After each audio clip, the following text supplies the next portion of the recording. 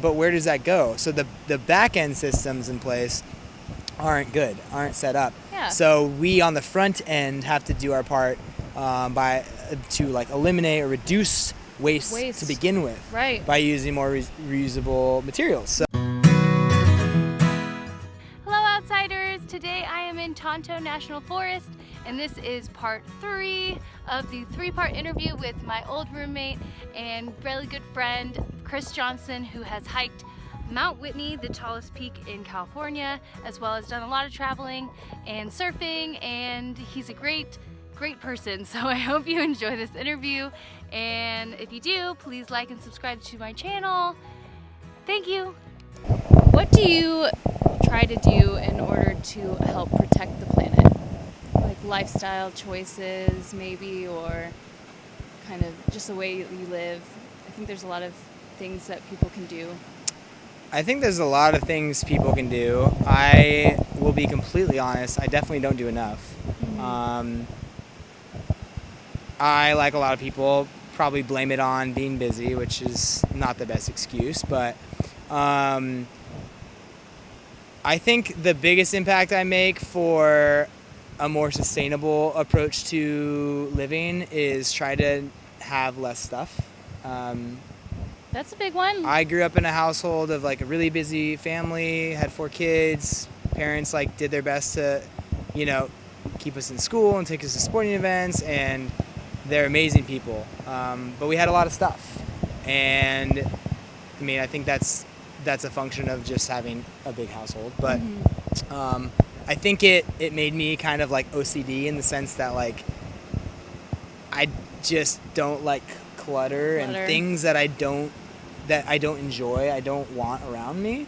And I think I got a lot of that from traveling too. When I got back from my big stint in Asia for a few months, I was living out of a backpack, obviously, and when I got back, I only had the things I needed in that backpack, and if I couldn't fit it in my backpack, then I didn't need it. Right. And I got back and I like went up to my parents' house, went up to my childhood room, went in my closet, and I was thinking, because I flew back through China, and I was in South Asia for the whole time in board shorts. It was like, 90 degrees, 100% humidity in some places, super hot.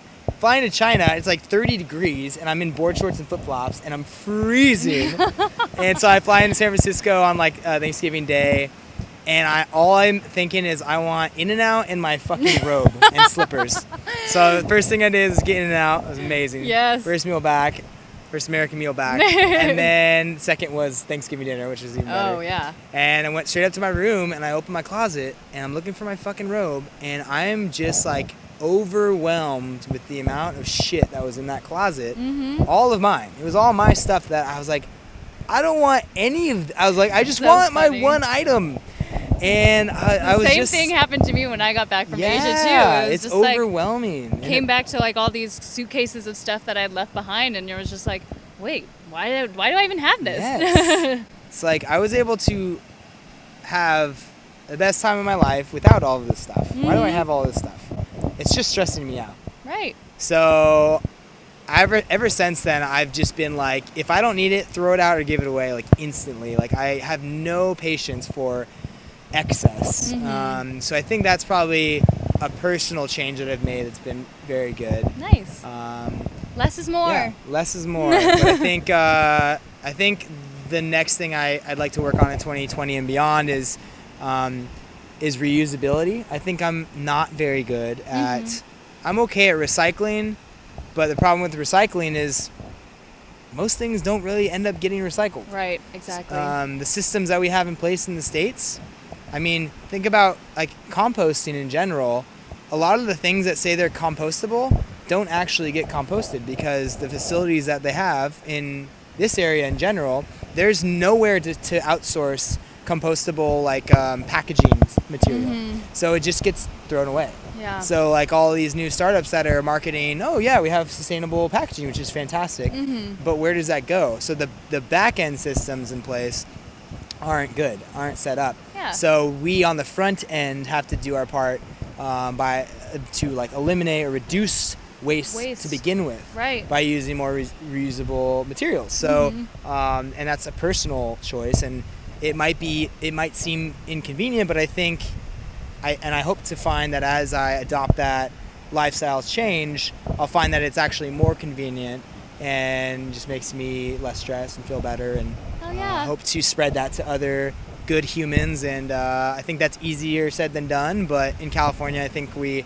have an advantage that most people are green-minded and want a more Definitely. sustainable life and planet. And yeah, I would say those are two things that one that I have and one that I'm working on. So.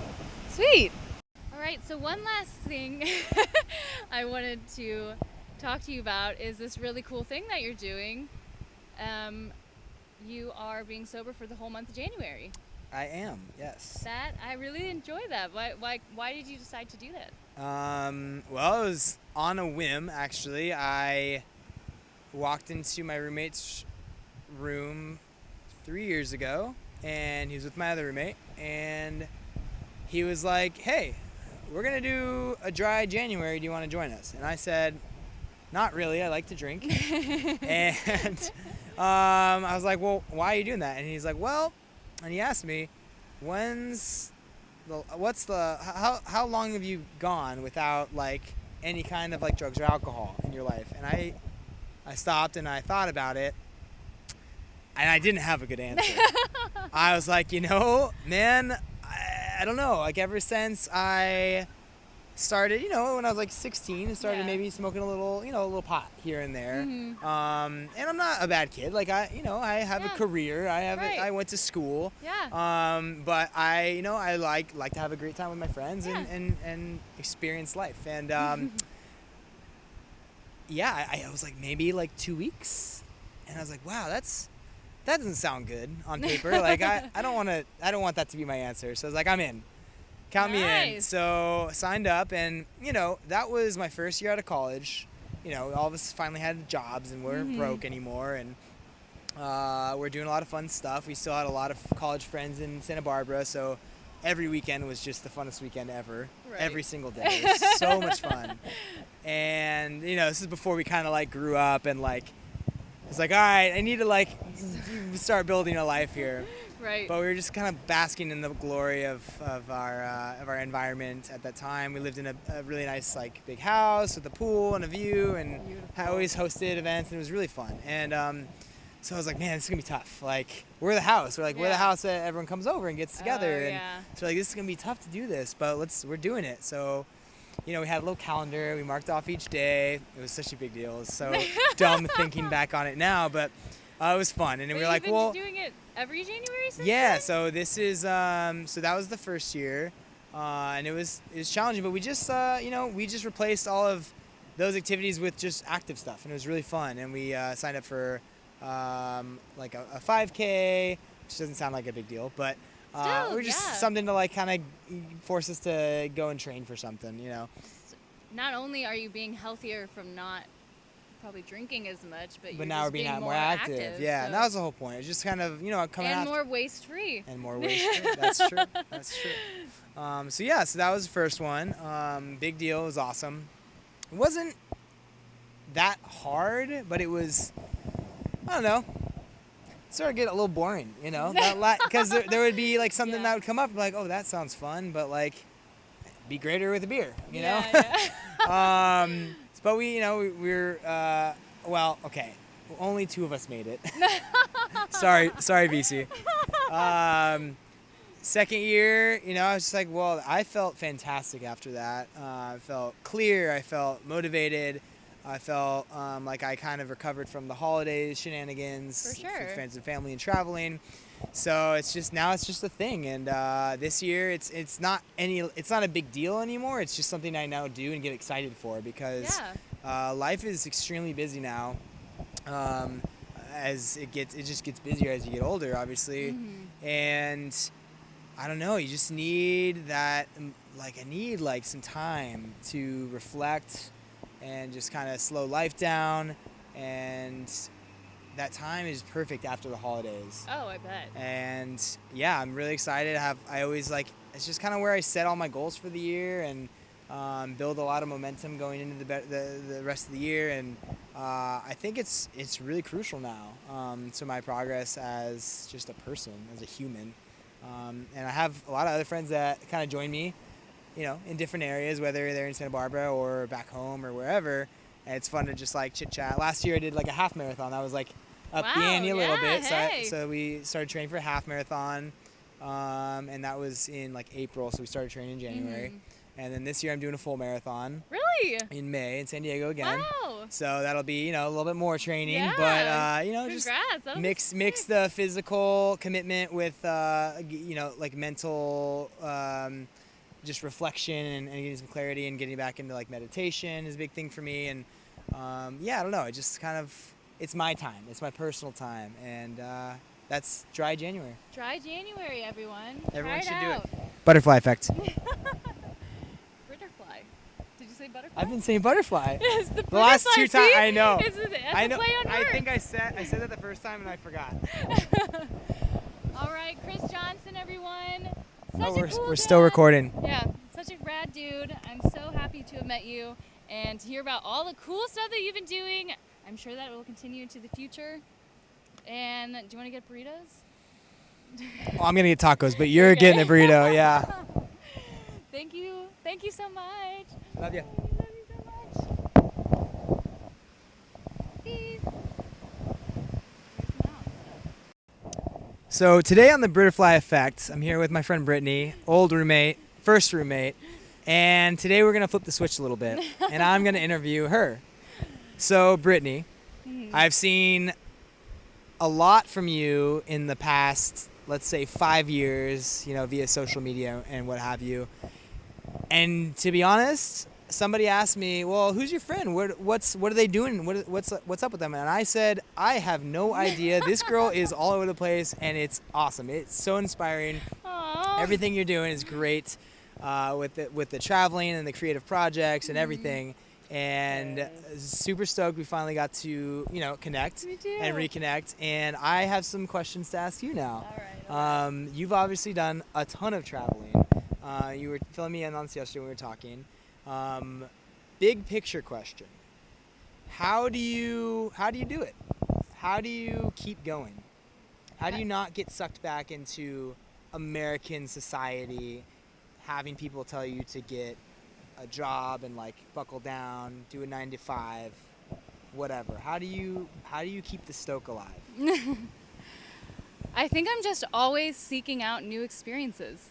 I mean, I enjoy routine, and I'm also constantly moving around, which also helps because everything is brand new all the time. That I'm never feeling bored, and maybe it's like I just keep moving. I just don't stop. I don't know. It's like no, I think that's a good answer. I feel like, if I stay somewhere long enough, you start accumulating things, you start getting in your comfort zone, you start feeling that security, and it is nice. Like, I loved having, like, this summer I was at home and I loved having a room, and I loved like buying a little more clothes, and it was, but also then when I packed up to leave again, it's like, crap, now I have too much crap, and it's like, it just makes it so much harder to get away again. Right. Yeah. So it's this constant process of like finding the balance of being able to, keep yourself stoked, just like finding ways to do it and like doing trips and not stopping. Like, I don't know. I love that. Just don't stop. Don't stop. Just don't stop. Keep it mean, simple. it's right. But you don't always have to go on huge international trips. Like, Sure. Now I'm getting really more into the United States, and like there's Big Sur just right up here. Yeah. There's hikes everywhere that you can go to, and even those are just all new stuff. Yeah. So it's just kind of finding your inspiration wherever you go. That's very well put. Thanks. That's it. Okay, good. That was the last part of this 3-part interview series with my good friend, Mount Whitney summiter, traveler, and great person, Chris Johnson. I hope you enjoyed all these interviews. If you did, please like and subscribe to my channel, and stay tuned for all the new content. Thank you, and enjoy the great outdoors.